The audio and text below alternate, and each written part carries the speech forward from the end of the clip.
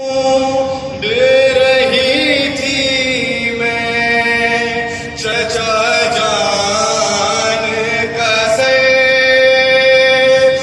کیسے بتلاؤں پہ کیا گزری تیری بیٹی پر ارے مجھ کو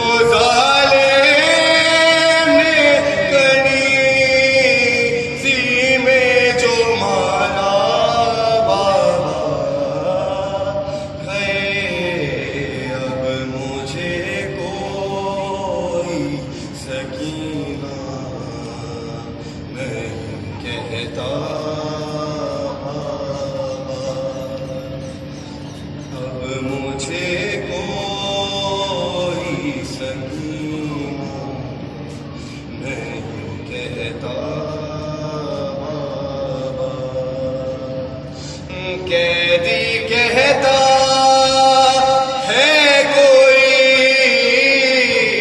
قیدی کہتا ہے کوئی یتیم بابا ہے، اب مجھے کوئی سکینہ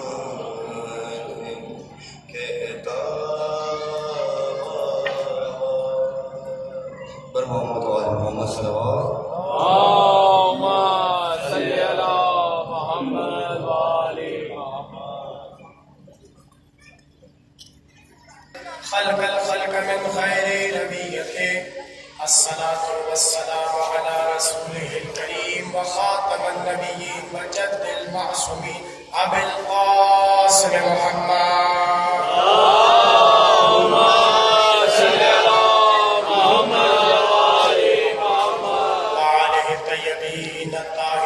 المعصومين الذين أذهب الله عنهم الرجس ويطهرهم تطهيرا.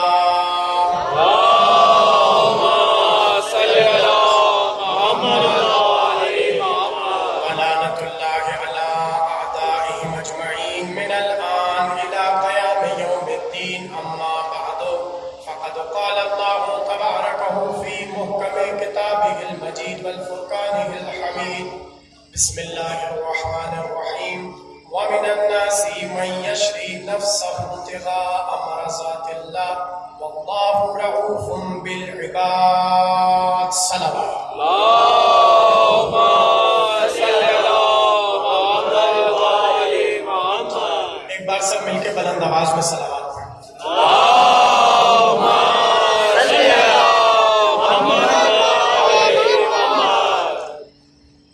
پروردگار عالم نے انسان کی ہدایت کے لیے 1,24,000 انبیاء کو بھیجا. ہر نبی کا کام یہی تھا کہ انسان کو پستیوں کی وادیوں سے نکال کر ہدایت کی منزل پر لے آئے. ہر نبی کی ذمہ داریاں اپنی جگہ بہت زیادہ تھی اور ہر نبی نے تکلیفیں بھی اٹھائیں، مصیبتیں بھی برداشت کی، مشکلوں کا بھی سامنا کیا. لیکن ہمارے آخری نبی حضرت محمد مصطفیٰ صلی اللہ علیہ وسلم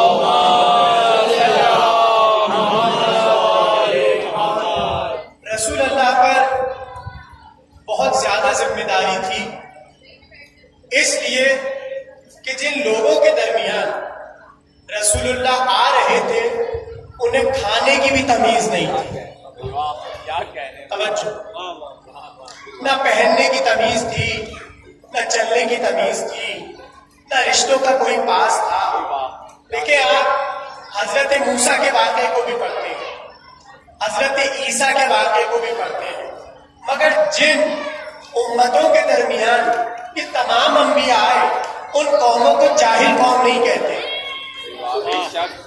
عرب اتنے زیادہ پستی کا شکار تھے کہ جب بھی عرب کی تاریخ شروع ہوتی ہے جاہلیت کے دور سے شروع ہوتی ہے.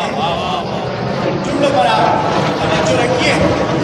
اب کام کتنا مشکل ہے کہ جنہیں کھانا نہ آتا ہو، پہننا نہ آتا ہو، چلنا پھرنا نہ آتا ہو، انہیں کھلانا بھی سکھانا ہے. اور صرف سکھانا نہیں ہے، پہلے دینا ہے. کوئی توجہ کر رہے ہیں؟ جلدی جلدی سے میرے ساتھ ہو جائے. پہلے دینا ہے، پھر سکھانا ہے کہ کھانا کس طرح کھانا ہے. اچھا، پانی بھی عرب کے پاس نہیں ہوتا تھا. عرب صحرائی علاقہ تھا، دور دور سے جا کر پانی لے کر آتے تھے. اور پھر یہ بھی تمیز نہیں ہوتی تھی کہ جس میں جانور پی رہے ہیں اسی میں پیا کرتے تھے. اس لیے جناب سیدہ نے خطبہ فدق میں کہا تمہیں تو پانی بھی پینا نہیں آتا تھا، میرے بابا نے تمہیں پانی پینا سکھایا. تو اب آپ سوچئے کہ کتنی پستی میں یہ عرب تھے. اب وہاں پر رسول اللہ کو ان کے خداؤں کو بھی باطل کہنا ہے اور اپنے خدا کا کلمہ پڑھوانا ہے. اور یہی ہوا. رسول بار بار کہتے جاتے تھے کہ جن پتھروں کو تم پوج رہے ہو، جن بتوں کی تم پرستش کر رہے ہو، یہ سب باطل ہے، حق صرف اللہ ہے. مسلسل رسول اللہ کا صرف یہی کام تھا اور ساری زندگی رسول اللہ کی اسی میں گزر گئی کہ انہیں باطل خدا سے حق خدا کی طرف لے کر آئے. اب وہ کرتے کیا تھے؟ انہوں نے کہا بھائی یہ محمد تو ہر وقت ہمارے خداؤں کو جھوٹا کہتا رہتا ہے، ہمارے خداؤں کو باطل کہتا رہتا ہے، اب ہم کریں کیا؟ تو سب یہی کہتے تھے مل کے محمد کو ختم کر دیتے ہیں. تو پورا عرب ڈر کے یہی کہتا تھا جب تک ابو طالب موجود ہے، جب تک ابو طالب موجود ہے ہم محمد کی طرف آنکھ بھر کر نہیں دیکھ سکتے. تو اب کیا کریں؟ اب انتظار کرو ابو طالب کے دنیا سے جانے کا. اب سارے عرب بیٹھ کے انتظار کرتے رہے، اب جائیں گے، اب جائیں گے اور اب جائیں گے، یہاں تک کہ حضرت ابو طالب دنیا سے چلے گئے. اب بیٹھی پوری عرب کی ٹیم اور انہوں نے باقاعدہ ایک میٹنگ بٹھائی اور اس میں یہ طے کیا کہ ہم ڈرتے تھے ابو طالب سے، اب تو ابو طالب بھی نہیں ہے جو محمد کی حفاظت کرے، تو اب محمد کو قتل کرنا کتنا آسان ہے. توجہ کریں آپ سب، میری طرف توجہ رکھیں. محمد کو قتل کرنا کتنا آسان ہے، لیکن پہلے قتل محمد پر منصوبہ بندی نہیں ہوئی. پہلے یہ طے کیا گیا کہ ہم ایک کام کرتے ہیں، بڑے بڑے لوگ بیٹھے ہوئے ہیں عرب کے اور سب گفتگو کر کے یہ کہہ رہے ہیں یہ بتاؤ کہ اب محمد کا کرنا کیا ہے. توجہ. انہوں نے کہا ہم یہ کرتے ہیں کہ محمد کو ایک قید خانے میں قید کر دیتے ہیں، ہاتھوں میں ہتھکڑیاں، پیروں میں بیڑیاں، اور بالکل خاموش کر کے پورے عرب سے دور کر کے ہم محمد کو ایک کوٹری میں بند کر دیں گے، نہ کھانے کو دیں گے نہ پینے کو دیں گے، وہ اسی غم میں دنیا سے چلے جائیں گے. تو کسی نے بڑھ کر کہا کہ بھائی یہ کام نہیں ہو سکتا. کہا کیوں نہیں ہو سکتا؟ کہا اس لیے کہ اگر تم محمد کو قید کرو گے تو وہ جو محمد کا کلمہ پڑھ چکے وہ قید خانے میں آئیں گے، تلوار کے زور پر محمد کو بچا کر لے جائیں گے، یعنی تمہارا یہ منصوبہ پائیدار نہیں ہے. تو ایک دوسرے صاحب اٹھے، انہوں نے اٹھ کر کہا پھر ایک کام کرتے ہیں، محمد کو جلا وطن کر دیتے ہیں، عرب سے نکال دیتے ہیں، نہ یہ عرب میں رہیں گے نہ اللہ کا کلمہ پڑھائیں گے. تو دوسرے صاحب نے بڑھ کر کہا یہ بھی ممکن نہیں ہے. کہا ممکن کیوں نہیں ہے؟ کہا ممکن اس لیے نہیں ہے کہ اگر تم نے محمد کو مکے سے جلا وطن کر دیا، یہ اپنی فصاحت کے زور پہ جہاں جہاں جائیں گے اللہ کا کلمہ پڑھوا دیں گے. اب آپ اس پہ نہ سوچئے کہ وہ لوگ کون تھے جو قتل محمد کا منصوبہ بنا رہے تھے. میں نام ہی لے سکتا اور آپ بھی ناموں کی طرف نہ جائیے. بالآخر یہ طے پایا کہ اب نہ ہم محمد کو جلا وطن کر سکتے ہیں نہ محمد کو قید کر سکتے ہیں. اب ایک ہی چیز ہے. کہا کیا؟ کہا محمد کو قتل کر دو. راتوں رات محمد کے گھر کا محاصرہ کر لو اور انہیں قتل کر دو. انہیں قتل کر کے نہ دین بڑھ سکتا ہے اور ہمارے جو دلوں میں آگ ہے اپنے خداؤں کے بارے میں غلط باتیں سن سن کے وہ بھی نکال لیں گے. تو اب ادھر تمام مورخین نے لکھا کہ شیطان انسانی روپ میں آیا اور اس نے آگے عرب کو بہکایا کہ بھائی دیکھو اگر ایک بندہ محمد पकड़े जाओगे। हम तुम्हें एक ऐसा मंसूबा बताते हैं, मोहम्मद कत्ल भी हो जाएंगे, सब बच भी जाएंगे।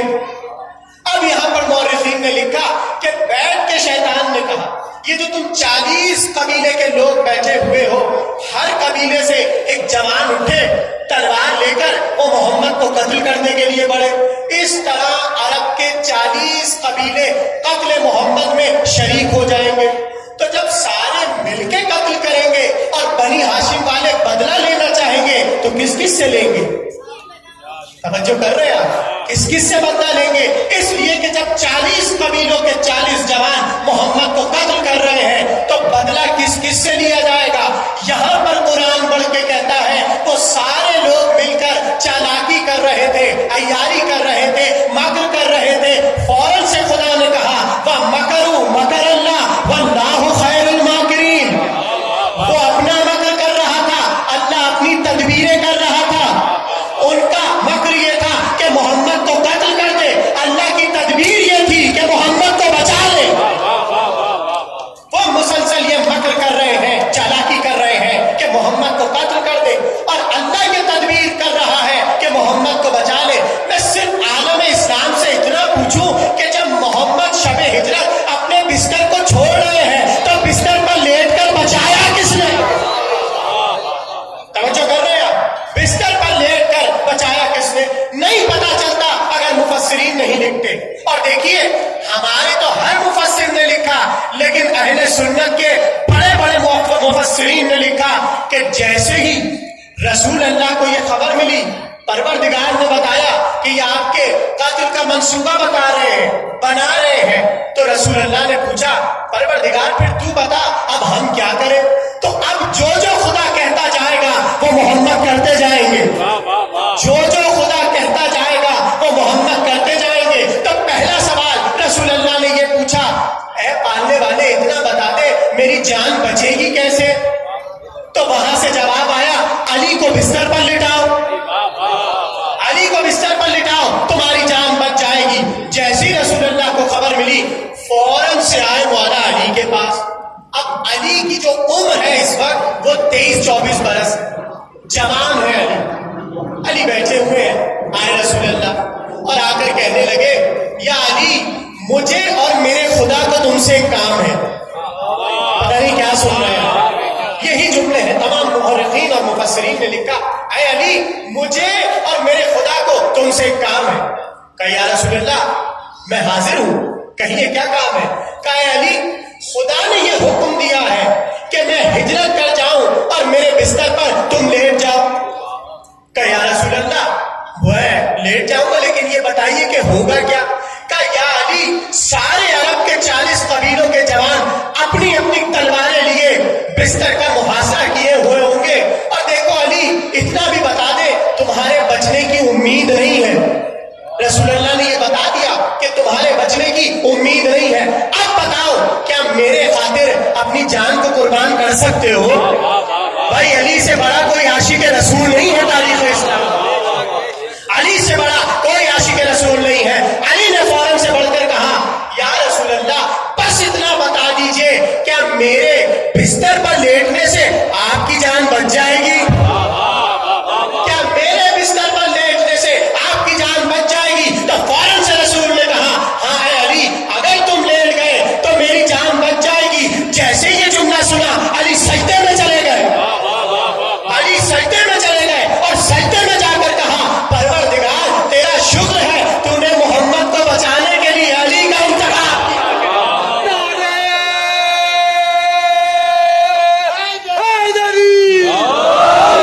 मानने वाले तेरा शुक्र है तूने अपने मोहम्मद को बचाने के लिए अली का इंतखाब किया।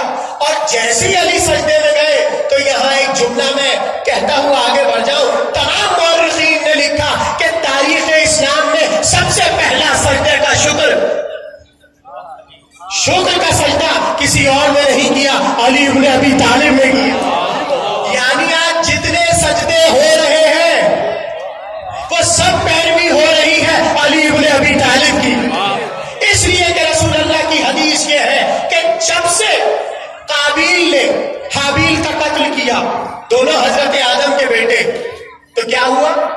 परवरदिगार का हबीब फरमाता है, जब से काबिल ने हाबिल को कत्ल किया उस दिन से लेकर अब तक जितने कत्ल हो रहे हैं उन सब का जिम्मेदार काबिल है, उन सब का जिम्मेदार काबिल है। तो मैं अपने तमाम दोस्तों से जो यहाँ पर बैठे हुए हैं एक सवाल करूं, भाई काबिल ने हाबिल का कत्ल किया था, हाबिल भी आदम का बेटा, काबिल भी आदम का बेटा।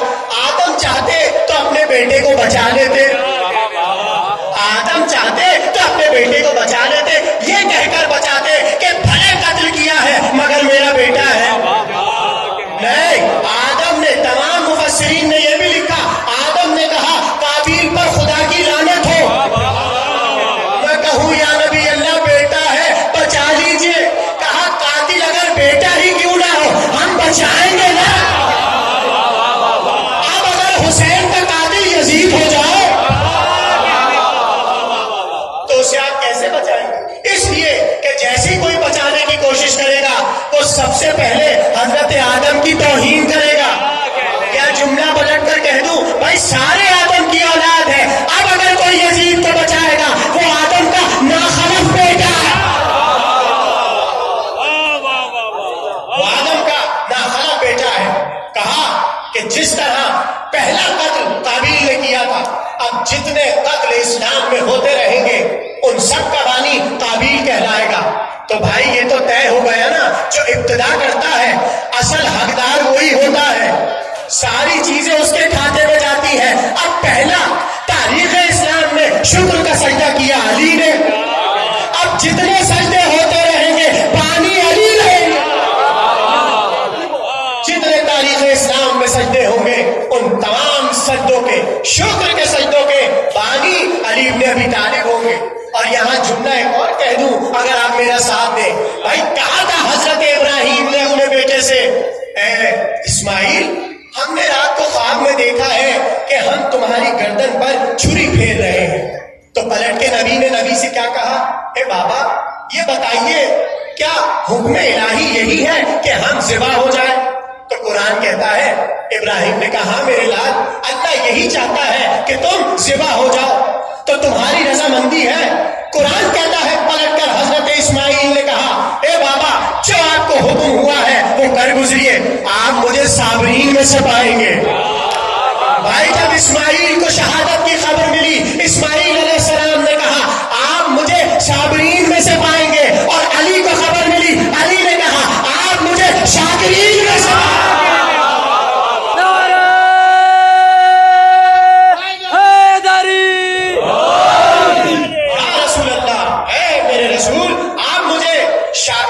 पाएंगे, हम सो जाएंगे आपके बिस्तर पर। और देखिए रसूल अल्लाह चाहते तो किसी को भी बिस्तर पर लिटा देते, भाई रसूल अल्लाह जिसको भी चाहते बिस्तर पर लिटा देते, लेकिन ये अली ही को क्यों लिटाया? सवाल है ना। तो अब इसका जवाब भी दिया अल्लामा सईद चिश्ती ने अपनी किताब मनाकिब अबू तालिब में। उन्होंने कहा कभी ये सारे मुसलमान मिलकर गौर करते हैं कि रसूल अल्लाह चाहते तो किसी को भी बिस्तर पर लिटा देते, ये अली का इंतखाब क्यों किया? अब वो नीचे वजह लिखते हैं, वो वजह ये लिखते हैं कि अली को हमेशा से रसूल पे कुर्बान होने की आदत थी। कुछ कह रहा हूं, अली को बचपन से रसूल पर कुर्बान होने की आदत थी। कैसे कैसे थी आदत, उसे सुन लीजिए। तमाम मुअर्रिखीन ने लिखा कि जब शेब अबी तालिब में अबू तालिब रसूल अल्लाह के साथ उस घाटी में रह रहे थे तो हर रात यही डर होता था कि अब कोई कुफार का आदमी आए और मोहम्मद को कत्ल कर दे। तो अबू तालिब मोहम्मद को बचाते कैसे थे? रात को मोहम्मद को बिस्तर से हटा लेते थे, अपने बेटों को लिटा लेते, मोहम्मद को हटा लेते थे, अपने बेटों को लिटा लेते थे। बच्चों के शुरू से ही, बचपन से ही रसूल के बिस्तर पर लेटने की ऐसी आदत थी कि जैसे ही नबी ने कहा बिस्तर पर लेटना है, अली ने कहा हम लेटेंगे, या रसूल अल्लाह हम आपके बिस्तर पर लेटेंगे। अली लेटो। अच्छा यहाँ एक और जुमला सुन लीजिए भाई, देखिए अगरचे अली का ये अमल इबादत है, अली का बिस्तर रसूल पर लेटना इबादत है, ہے کہ نہیں ہے؟ آپ سب کا عقیدہ ہے نا. اس لیے کیونکہ علی رسول اللہ کے فرمان پہ عمل کر رہے ہیں اور رسول کے فرمان پہ عمل کرنا عبادت ہوتا ہے. اب اگر حدیث میں نہ بھی ہو کہ ذکر علی عبادت ہے، میں کچھ کہہ رہا ہوں، میں کہہ رہا ہوں رسول اللہ کی بات پر عمل کرنا عبادت ہوتا ہے. اب کوئی مولانا صاحب کہے کہ یہ حدیث نہیں ہے کہ ذکر علی عبادت ہے، ٹھیک ہے نہیں ہوگی. نبی نے حکم تو دیا ہے نا ذکر علی کا، تو نہ ہو. ہم جب جب ذکر علی کریں گے عبادت شمار ہوگی.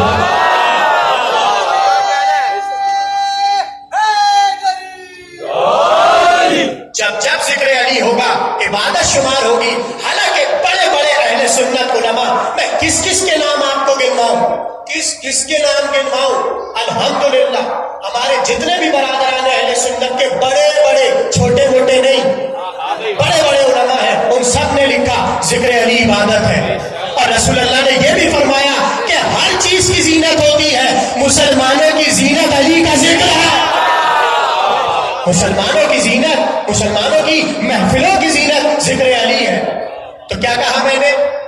جب بھی رسول کے قول پر عمل ہوگا، فرمان پر عمل ہوگا، وہ عبادت کہلائے.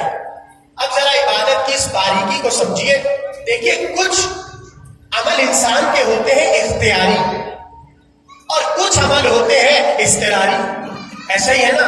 میں بیان کر دیتا ہوں. نماز پڑھنا انسان کے اختیار میں ہے.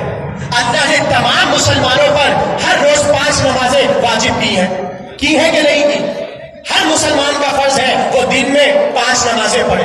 فجر، ظہر، عصر، مغرب، عشاء، یہ 5 نمازیں ہر مسلمان پر واجب ہیں. لیکن اب کتنے ہی مسلمان ہیں جو نماز نہیں پڑھتے؟ اگرچہ انہیں پڑھنا چاہیے اس لیے کیونکہ حکم الہی ہے، لیکن ان کا یہ عمل اختیاری ہے. پڑھ رہے نہیں پڑھ رہے. اللہ زبردستی کسی کا گلا پکڑ کے اور گردن پکڑ کے سجدے میں نہیں گراتا. اگر اللہ کو زبردستی کا سجدہ کرانا ہوتا تو سب سے پہلے شیطان کو کراتا. سب سے پہلا سجدہ پروردگار شیطان کو کرواتا. تو اب یہ عمل اختیاری ہے. 30 روزے رمضان کے ہر مسلمان پر فرض ہے، واجب ہے. ہر مسلمان کو روزے رکھنے ہیں. مگر کتنے مسلمان آپ نے دیکھے ہوں گے وہ روزے نہیں رکھتے نا. حالانکہ اختیاری ہے، رکھے نہیں رکھے. تو جو نہیں رکھتے انہیں عذاب بھی ملے گا. ذکر علی نہ کرنے کا عذاب الگ اور عبادتیں چھوڑنے کا عذاب الگ. تو میں کہنا کیا چاہ رہا ہوں، کچھ عبادتیں اختیاری ہیں، کچھ عمل اختیاری ہے، کچھ عمل اضطراری ہے.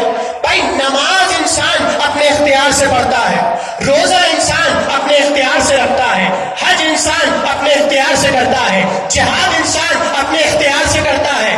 اب یہ اور بات ہے کہ آج کے دور میں زبردستی کرائے جا رہے ہیں، زبردستی کے جہاد ہو رہے ہیں، لیکن ہے اختیار انسان کے ہاتھ میں. جائے نہیں جائے. ہر عمل انسان کے اختیار میں ہے. مگر میں کسی کو کہوں ابھی بیٹھے اڑ جائیے تو کوئی اڑ سکتا ہے؟ کیوں نہیں اڑ سکتا؟ یہ عمل اختیار میں نہیں ہے، استقرار میں ہے. اب میں جملہ پلٹ کر کہہ دوں، ابھی میں سب کو بیٹھا ہوا کہہ دوں سو جائیے، تو آپ میں سے کتنے لوگ ہیں جو میرے کہنے پہ فوراً سو جائیں گے؟ نہیں، سب یہی کہیں گے مولانا سونا ہمارے اختیار میں نہیں ہے، جب نیند آئے جب سو جائے. اب رسول جب جانے لگے تو علی سے کیا کہا؟ نم علی الفراشی، میرے بستر پر سو جاؤ. ضائع کر دیا جملہ. رسول اللہ نے کیا کہا؟ نم علی الفراشی، اے علی میرے بستر پر سو جاؤ. تو کتنا علی کے پاس موقع تھا پلٹ کر کہتے یا رسول اللہ نیند نہیں آ رہی.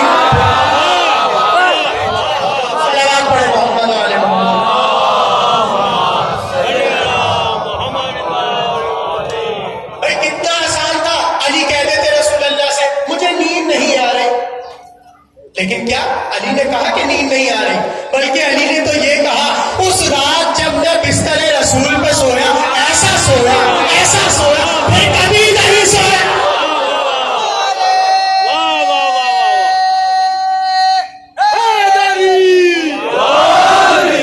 اس رات بستر رسول پر علی کو ایسی نیند آئی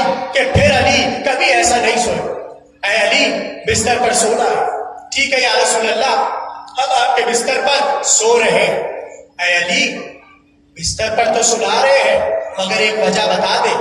جی یا رسول اللہ فرمائیے کیا وجہ ہے. اے علی کچھ مشرکین کی امانتیں میرے پاس تھیں, چونکہ میں جا رہا ہوں ان تک امانتیں لوٹانی ہے. اے خدا کی قسم فخر کیا کرو تم ایسے رسول کے امتی ہو. فخر کا مقام ہے کہ ہم کس نبی کے امتی ہیں کہ وہ نبی چاہتے تو کسی کی امانتیں واپس نہ کرتے. ارے علی کو لٹا اس لیے رہے ہیں کہ کفار کی امانتیں ان تک پہنچ جائے. اگر یہ جملہ سمجھ گئے تو آگے وہ جملہ کہہ دوں. یعنی رسول اللہ امانت کے معاملے میں اتنے اتنے اتنے باوقار ہیں کہ اگر کفار ہی کی کیوں نہ ہو اسے لوٹانے کے لیے کسی کو امانت دار بناتے ہیں. تو بھائی عہدہ الہی تو کتنی بڑی امانت ہے. کیا رسول ایسی ممبر چھوڑ کے چلے جائیں گے؟ کیا ایسے ہی چھوڑ کر چلے جائیں گے؟ جو نبی کفار کی امانتوں کو ایسے ہی نہیں چھوڑتا وہ اپنے ممبر کو کیسے چھوڑے گا؟ تو پوچھا گیا پھر ممبر پر بٹھایا کسے؟ کہا غدیر میں سب کو بٹھا کر بھی دکھایا تھا, اٹھا کر بھی دکھایا.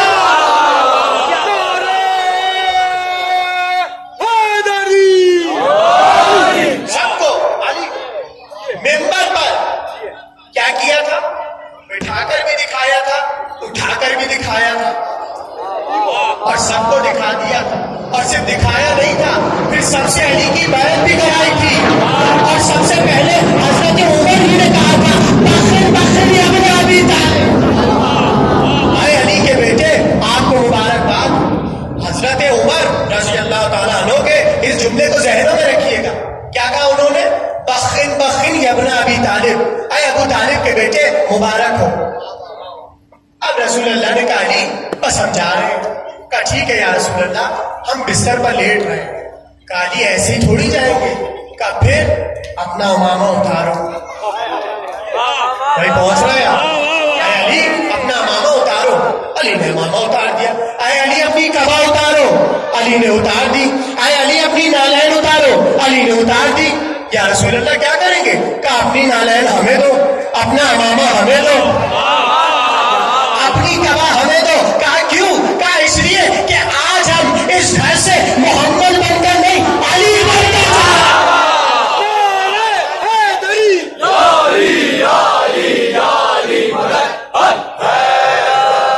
آج ہم اس گھر سے محمد نہیں علی بن کے جا رہے ہیں. اے علی یہ ساری چیزیں ہماری تم رکھ لو.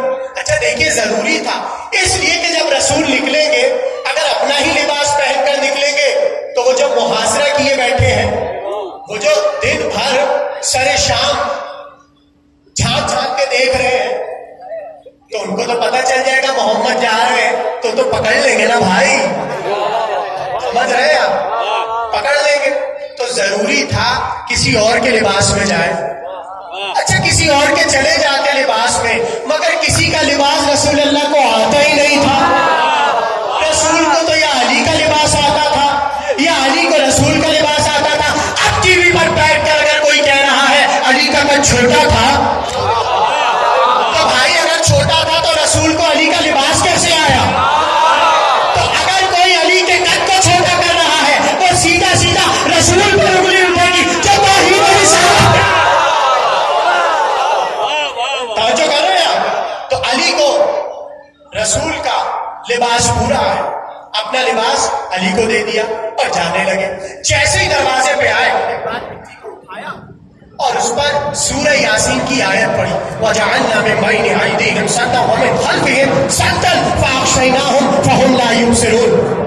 یہ آیت پڑھی اور کفار کی طرف پھینکی. اب سب اندھے ہو گئے, کسی کو کچھ نہیں نظر آیا اور رسول اللہ نکل گئے. اب یہاں میں بڑی باریک باتیں کرنے جا رہا ہوں اگر آپ مجھے اجازت دیں.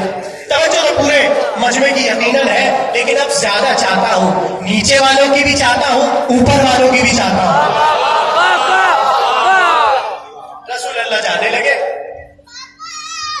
اپنا امامہ ابا کبا نالین سب دے دیے اور چلے گئے. اب توجہ سے سنیے گا, عجیب منزل ہے. رسول اللہ نے علی کو صرف ظاہری چیزیں نہیں دی, روحانی چیزیں بھی سی روحانی چیز رسول اللہ نے علی کو دی تھی؟ تو کیا کہنے اسلام، کسی بھی کتاب کو اٹھا کر پڑھے اسلام، تاریخ اسلام کی، یا چلیے چھوڑیے تاریخ اسلام میں کیا آپ کو الجھاؤں، رسول اللہ پر جتنی سیرت کی کتابیں لکھی گئی ہیں سب کو پڑھ لیں. اور میں ایک ایسا نام لے لیتا ہوں جو کتاب ہے ہی پورے اس موضوع پر. لاہور کے اہل سنت عالم ہیں جن کا نام ہے احمد ظہور فیضی صاحب، قادری ہیں. انہوں نے ایک کتاب لکھی ہے لطافت جسد مصطفیٰ. کیا ہے کتاب کا نام؟ لطافت جسد مصطفیٰ. اور کتاب کے نام کے معنی یہ ہے کہ رسول اللہ کا روحانی جسم. چلو اتنا تو آ گئے کہ روحانی تو ماننے لگ گئے نا. یہاں تک تو الحمدللہ سارے مسلمان بھائی آ گئے کہ رسول اللہ کا جسم جو تھا وہ لطیف تھا. اس میں انہوں نے ایک عجیب بات لکھی، توجہ.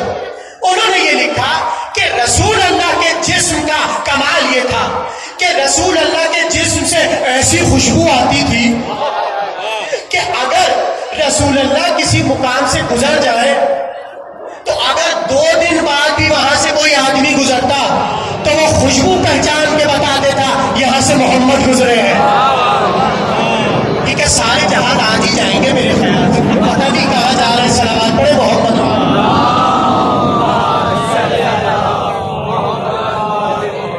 آپ سے زیادہ تو جہاز کی آواز ہے بھائی، بلند آواز میں صلوات پڑھے تاکہ وہ بھی سنیں.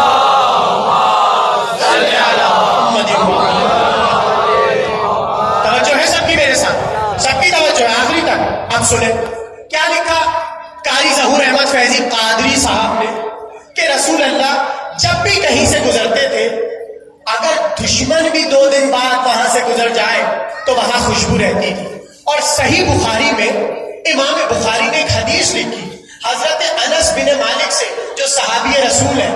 وہ فرماتے ہیں میں نے دنیا کی ساری خوشبوئیں سونگی مگر جو خوشبو رسول سے آتی تھی ایسی خوشبو تو ہم نے کبھی دنیا میں نہیں سونگی. اور یہ بھی امام بخاری نے لکھا کہ رسول اللہ کے جسم اطہر سے مشک سے زیادہ اچھی خوشبو آتی تھی. اور پتہ اس کے نیچے لکھا کیا کا اس لیے آتی تھی کیونکہ رسول اللہ کا جسم عام جسموں جیسا نہ تھا.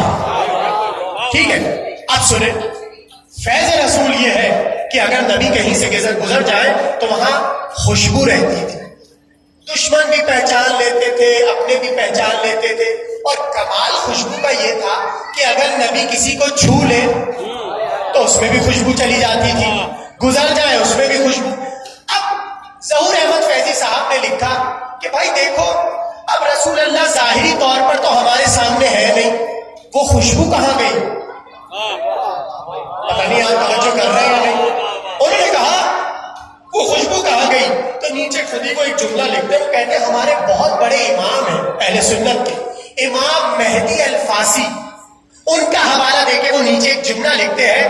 وہ کہتے ہیں کہ امام احمد الفاسی فرماتے ہیں کہ چونکہ رسول اللہ ظاہری طور پر ہمارے درمیان نہیں ہے اور جو خوشبو نبی میں آتی تھی وہ خدا ختم نہیں کر سکتا، تو وہ خوشبو گئی کہاں؟ وہ کہتے ہیں جس محفل میں ذکر محمد ہوتا ہے،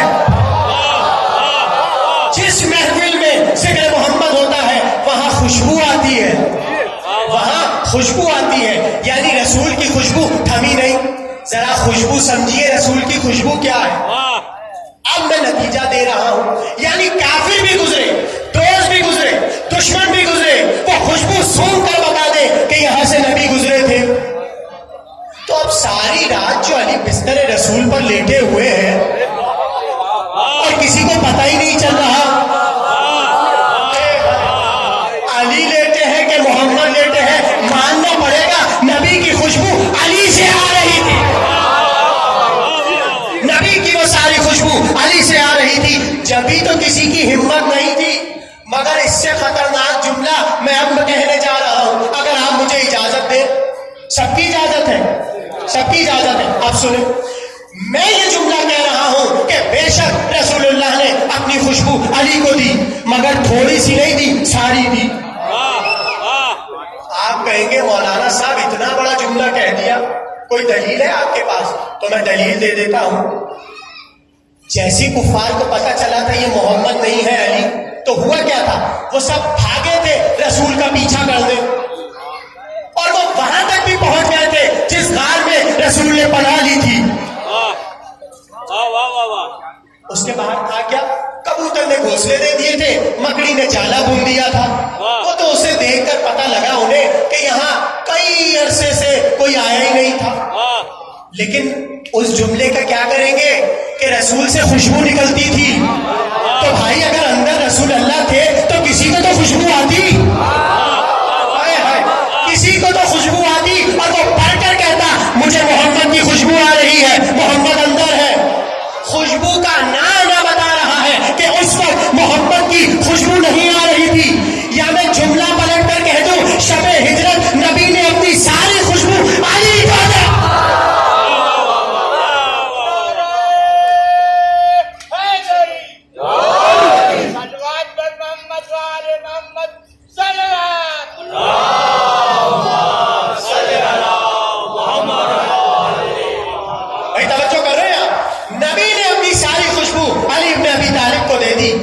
نبی کے لیے یہ بھی سن لیجئے, اہل سنت کے امام سیوطی, اہل سنت کے بہت بڑے عالم علامہ ابن جوزی رحمت اللہ علیہ, اور علامہ قسطلانی, بلکہ امام قسطلانی.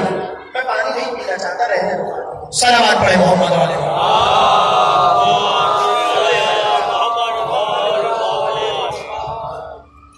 امام قسطلانی, علامہ سبت ابن جوزی اور امام سیوطی, یہ سب اہل سنت کے بڑے بڑے امام ہیں. ان سب نے یہ لکھا کہ رسول اللہ کا ذکر صرف قرآن میں نہیں ہے, توریت میں بھی ہے, انجیل میں بھی ہے, اور خود قرآن کی آیت ہے کہ ہم نے اپنے نبی کا ذکر توریت میں بھی کیا ہے, انجیل میں بھی کیا ہے. اب تمام اہل سنت علماء نے لکھا کہ رسول اللہ کا توریت میں نام کیا تھا. بھائی کچھ تو نام ہوگا توریت میں. انہوں نے لکھا کہ توریت میں رسول اللہ کا نام ہے الزہوق, ضاد ہے واو کاف, زہوق. زہوق کہتے ہیں خوشبو والے کو. کسے کہتے ہیں؟ خوشبو والے کو. اور یہ بھی سب نے لکھا کہ توریت میں ایک بار تھوڑی 2 مرتبہ لفظ زہوق آیا, ایک بار نہیں 2 بار لفظ زہوق آیا. تو بھائی ایک بار نبی کا نام زہوق آ جاتا, یہ تکرار کاہے کے لیے ہے؟ کیا تکرار اس لیے ہے ایک زہوق نبی ہے, ایک زہوق علی ہے, اس لیے کہ خوشبو مسلسل چل رہی ہے. تو اب نبی چلے گئے اور علی کو لٹا دیا. علی بستر رسول پر لیٹ گئے, آنکھیں بند کر کے لیٹ گئے. اب ایک مرتبہ توجہ, امام غزالی اہل سنت کے امام, وہ اپنی کتاب احیاء العلوم میں لکھتے ہیں. آپ گھبرا کیوں رہے ہیں بھائی, توجہ ہے نا سب کی.